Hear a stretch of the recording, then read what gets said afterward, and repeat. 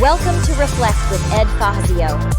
Get ready to experience one of the world's first 100% digitally generated podcasts, where we take a step back, dive deep, and strive to learn new things. Join us as we unpack thought-provoking ideas, personal reflections, and inspiring stories to help you stay in the know. Reflect is brought to you by the minds at ByteBrain and powered by emerging technologies from Google, HeyGen, OpenAI, and 11 Labs. Thanks for tuning in. Now, relax and prepare to reflect. Welcome back to the Deep Dive. Today, we're diving deep into something that I think is really relevant to a lot of people. Mentorship and masculinity in the modern world. Yeah. It's something that we've all been thinking about, especially with all the stuff going on these days. Oh, yeah, for sure. Trying to figure out what it means to be a man in today's world. Yeah. And we actually got this summary and outline of a really interesting discussion about this. And it's quite the minefield out there, honestly. It is. It's a conversation I think that we need to have. I think a lot of people are confused and, frankly, just not getting enough guidance. Exactly. And the source material even starts off with this quote from the Godfather. Women and children can afford to be careless, but not men. Wow. Right? Like on the surface, maybe a little bit outdated, a little harsh even, but it points to the sense of responsibility that's traditionally been put on men, this weight. Yeah. No, I think that quote really highlights that old school view of masculinity. Yeah.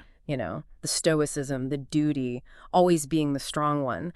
And while some of that might need a bit of an update for the 21st century, the core idea of men being reliable and men having a sense of purpose, I think those are still incredibly important. Okay, so let's dive into this mentorship gap that the source talks about. What really struck me was how they connect this decline in mentorship to some of the really serious challenges that men are facing today. What are your thoughts on that connection? Well, I mean, think about it. If you don't have strong male role models in your life, who are you learning from? Mm-hmm. The source talks about the rise of a lot of these online figures, some of whom are, let's be honest, peddling some pretty toxic masculinity. It's like in the absence of a good map, some guys are just grabbing whatever compass they can find, even if it's pointing them in the wrong direction. That's such a great analogy. It's like without that solid foundation of mentorship, they're turning towards these questionable influences. And is that what the research from Psychology of Men and Masculinities and the American Psychological Association, is that what that's also pointing to? Absolutely. Psychology of Men and Masculinities in particular, it digs into how this lack of mentorship makes it harder for men to reconcile those old school values with the world as it is now. And the APA, they emphasize the need for what they call positive masculinity. Things like nurturing your strengths, being a good person, but mentorship is so crucial for developing those qualities. So it's not just about, avoiding the bad stuff. It's about actively learning how to be good. And it's interesting because the author shares some of his personal experiences in the source. And some of those stories are really powerful, especially the one about the woman seeking advice. Yeah, that one really struck me too, the author's advice to her to seek guidance from someone who's actually walked a similar path. I think that's wisdom that we can all apply. There's something powerful about learning from someone who's been there, who gets it. Totally. Now, the source lays out these 4 core principles of mentorship: resilience, discipline, vulnerability, and leadership. I mean, these seem pretty universal, don't you think? Not just like manly things, but just good human qualities. Yeah. These are the building blocks of a strong character. Regardless of your gender, resilience, for example, is about bouncing back from setbacks. Life's going to throw you curveballs, but it's about getting back up and learning from those experiences. And then there's discipline. God knows I could use a bit more of that myself. Oh, we all could. But in all seriousness, discipline is about setting goals and sticking to them. It's about delaying gratification, putting in the work even when it's tough. And it's really the foundation for achieving anything worthwhile. Okay. Resilience, discipline. What about vulnerability? That seems to be a tricky one, especially in the context of traditional masculinity. Yeah, you're right. It can be. But vulnerability is about having the strength to admit when you need help. It's about recognizing that you don't have all the answers, and that's okay. It's about building trust and connection with others by letting them see your authentic self, imperfections and all. So it's about being real, not putting on a front. And finally, there's leadership. What does that look like in the context of mentorship? Yeah, it's not about bossing people around, but about inspiring them to be their best selves. It's about using your experience, your knowledge to guide others, to motivate them to reach their full potential. So mentorship's about more than just giving advice. It's about empowering others. Now, one thing the source emphasizes is that balance is key here. You can be strong without being rigid, vulnerable without being weak. It's about finding that sweet spot where all these qualities kind of work together. Exactly. It's not about fitting into some predefined box of what a man should be, but about embodying these principles in a way that feels authentic to you. Now, this next part is where things get a little interesting. The source dives into this idea of masculine and feminine energy and how they play a role in relationships. Can you unpack that for us? Okay, so, we're not talking about stereotypes here. What the source means is that these energies exist within all of us, regardless of gender. Masculine energy is often associated with things like assertiveness, drive, taking charge. Feminine energy, on the other hand, is more about intuition, empathy, nurturing. So it's not about being more manly or womanly, but about finding a balance between these different energies within ourselves. Exactly. And this balance, this dance between masculine and feminine, it's crucial in relationships. The source highlights how, for example, in romantic relationships, there's often an attraction to the opposite energy. But that doesn't mean one person has to be all masculine and the other all feminine. It's about finding that dynamic that works for both people. So it's about embracing the full spectrum of who you are and finding someone who complements that. I like that. Yeah, it's really about recognizing that we all have both masculine and feminine qualities within us. And it's about finding a way to express those qualities in a healthy and balanced way. Right, so we've covered the decline of mentorship, the core principles, this whole energy dynamic.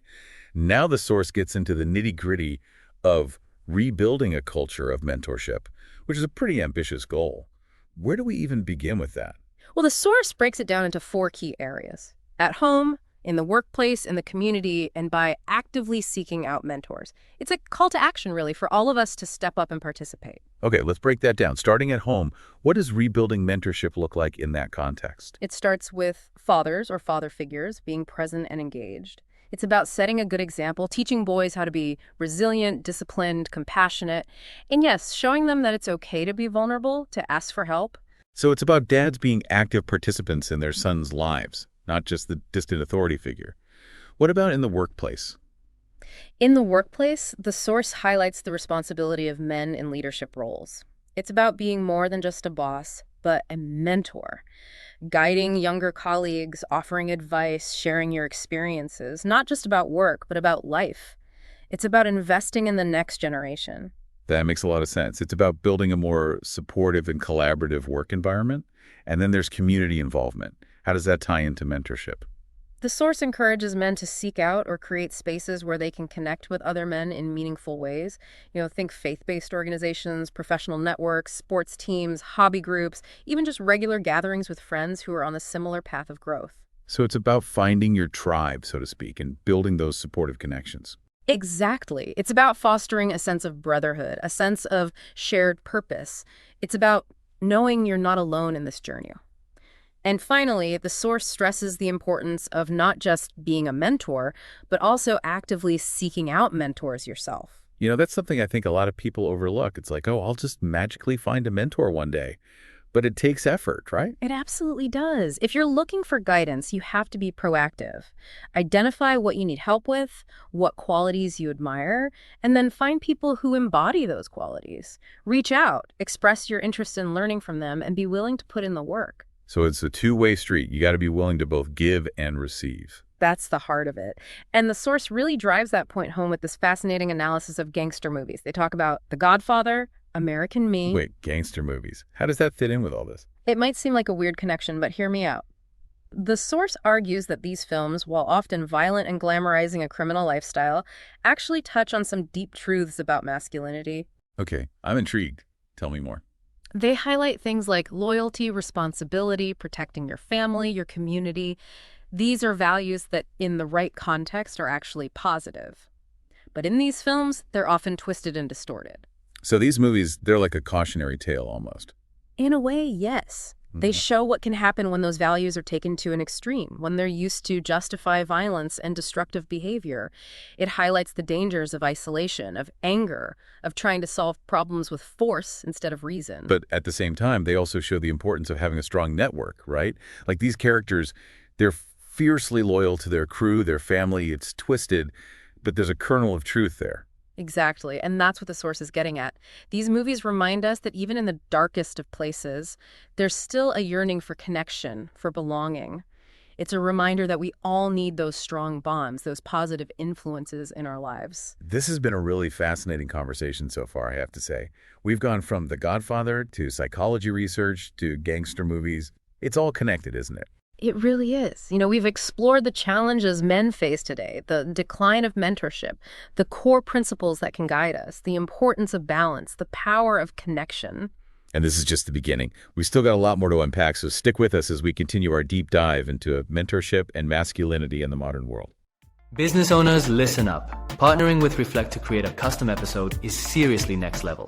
Studies show that 92% of consumers prefer brand stories over traditional ads, and storytelling boosts brand recall by up to 22x. Imagine building a unique arc around your brand that really connects. Reflect is disrupting how brands go to market, reaching a global audience with storytelling that sticks. Ready to move beyond typical ads and make an impact? Head to reflectpodcast.com for more info and book a free consultation.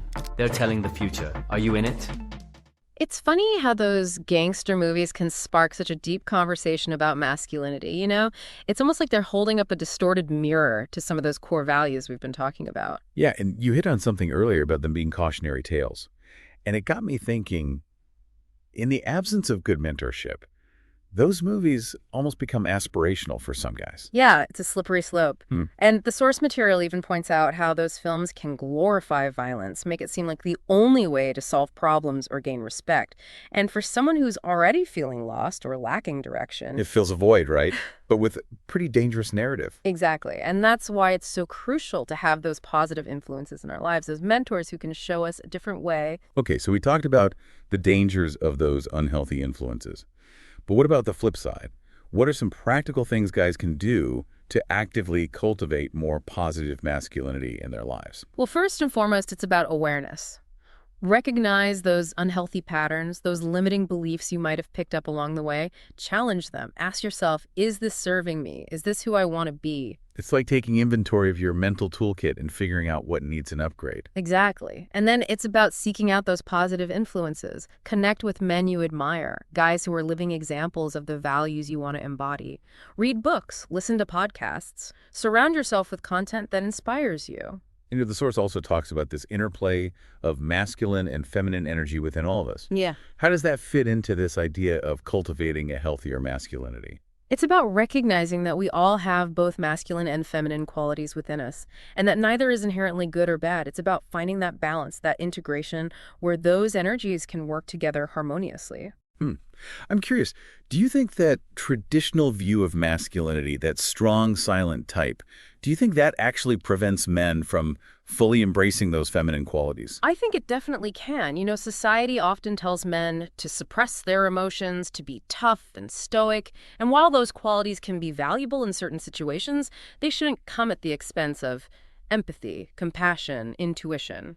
So it's about being a fully realized human being, not just fitting some stereotype of what a man should be. Exactly. And I think that's ultimately what the source is advocating for, a more nuanced, more balanced view of masculinity, one that embraces the full spectrum of who we are. Now, I want to circle back to something you mentioned earlier about rebuilding a culture of mentorship, starting at home. Yeah. What advice would you give to fathers who want to raise their sons with a healthier, more balanced view of masculinity? Well, it's about being present. Being engaged in your son's life. It's about listening to him, really hearing him. And it's about modeling the behavior you want to see. Show him that it's okay to express his emotions, to be vulnerable, to ask for help. It's about showing him, not just telling him. Right. Exactly.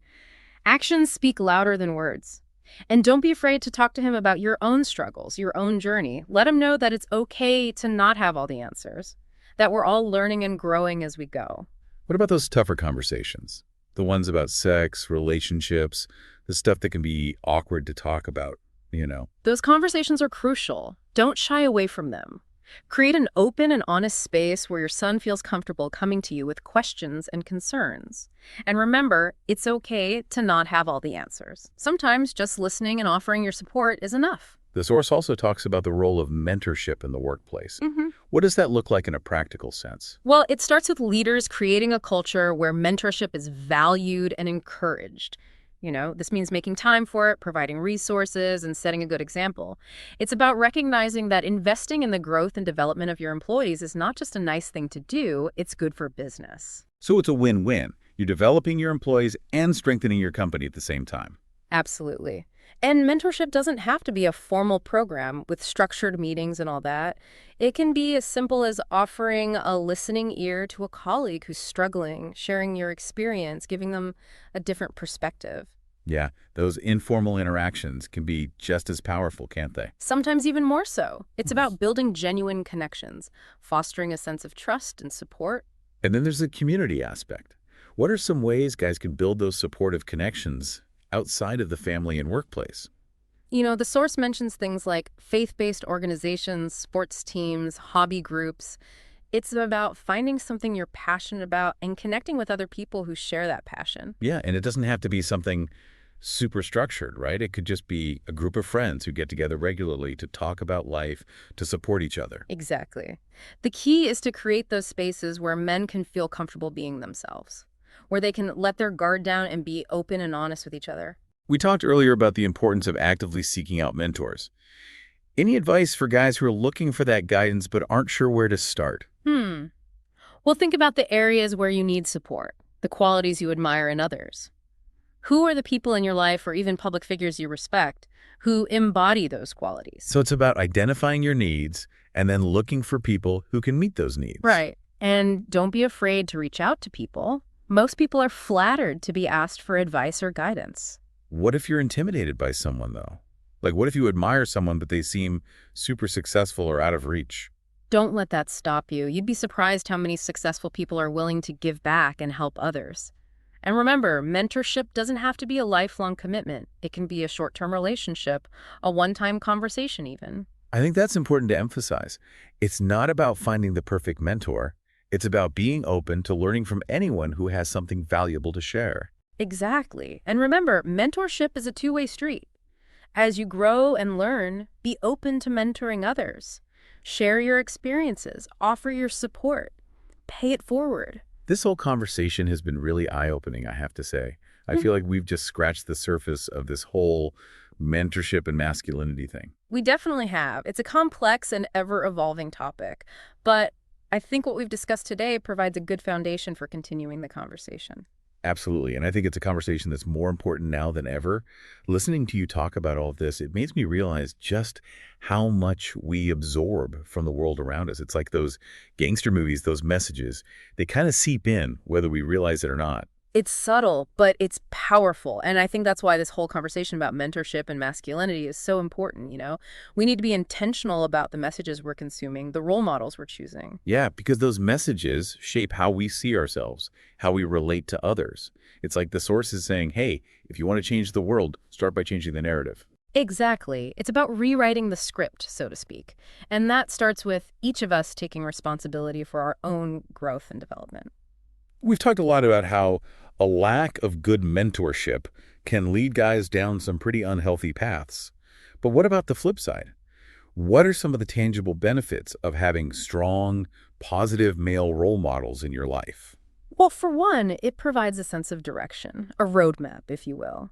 When you have someone who's been there, who's navigated those challenges, it gives you a sense of hope, a belief that you can do it too. It's like having a guide in uncharted territory. Exactly. And it also provides a sense of accountability, When you know someone's invested in your success, you're more likely to stay on track, make better choices. Yeah, it's that external motivation we sometimes need to push ourselves further to reach our full potential. Absolutely. And it's not just about achieving external success. It's about developing your character, becoming the best version of yourself. A good mentor challenges you to grow, to think differently, to step outside your comfort zone. So it's about more than just learning skills. It's about developing your whole self. Precisely. And I think that's one of the most valuable things a mentor can offer. A belief in your potential, even when you might not see it yourself. The source material also touches on something I've been thinking about a lot lately. This idea that we need to redefine what it means to be a real man in the 21st century. What are your thoughts on that? Oh, I think it's absolutely essential, The old stereotypes, the strong, silent type, the breadwinner, those just don't cut it anymore. Yeah, we live in a different world now with different challenges and different expectations. Exactly. And I think a healthy masculinity embraces the full spectrum of human emotions and experiences. It's about being strong and resilient, yes, but also being compassionate, empathetic, vulnerable when you need to be. So it's about being a whole person, not just fitting into some outdated mold. Exactly. And it's about recognizing that there are many different ways to be a man. There's no one right way. This whole conversation has really got me thinking about my own role in all of this, I haven't really thought of myself as a mentor before, but I guess in a way we're all mentors to someone, whether we realize it or not. That's a great point. We all have the potential to influence others, to make a difference in their lives. So even if we don't have some formal title or position, we can still be role models. We can still offer guidance and support. Absolutely. It can be as simple as being a good friend, a listening ear, someone who believes in another person's potential. Okay, so let's say you're someone listening to this and thinking, all right, this all sounds great, but I'm not sure where to start. What advice would you give them? Well, first, just be open to the possibility of mentorship, both giving and receiving. Look around your life. Who are the people you admire, who inspire you? Reach out to them, even if it feels awkward or intimidating. What if you're on the other side of that and someone reaches out to you looking for guidance? Don't underestimate the impact you can have. You don't need to have all the answers. Just be willing to share your experiences, offer your perspective. It's about paying it forward, isn't it? Exactly. And you never know. You might learn just as much from the person you're mentoring as they learn from you. This has been a really powerful conversation. I feel like we've covered so much ground, but there's still so much to explore. Any final thoughts you want to leave our listeners with? Just this. The future of masculinity is in our hands. It's up to us to redefine it, to reshape it, to create a world where men feel supported and empowered to be their authentic selves. That's a great note to end on. Thanks so much for joining me for this deep dive into mentorship and masculinity. It's been a truly enlightening conversation. And to our listeners, we hope this deep dive has given you some food for thought. How can you actively contribute to rebuilding a culture of strong, balanced men through mentorship and role modeling? We encourage you to continue exploring this topic and apply these insights to your own lives and relationships. Thanks for listening to The Deep Dive. We'll catch you next time. In the cyber ocean of online voices and recycled content, something different has arrived. Reflect isn't just another podcast, it's the future of storytelling, powered entirely by AI. From curating data to assembling thought-provoking ideas, we've redefined how journeys are told. Reflect is a podcast that thinks, learns, and evolves with each episode. Every tale, every insight, crafted by the most advanced AI technologies. A podcast that disrupts the industry, breaking free from traditional formats, taking you on an entirely new experience. So tune in now and reflect. We're telling the future.